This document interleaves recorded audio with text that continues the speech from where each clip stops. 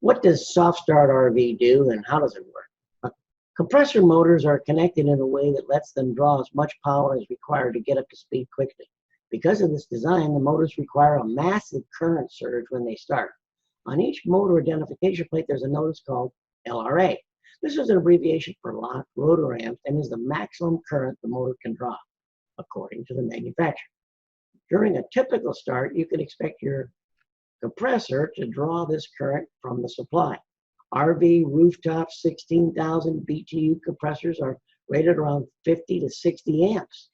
A standard 2,000 watt inverter generator is estimated at about 2,000 watts peak, which is about 16.7 amps. The generator will not start a load that draws 4 to 5 times its peak rating.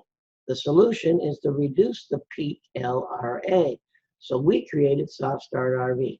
It's designed to connect directly to the compressor motor and reduce the power surge that occurs on startup.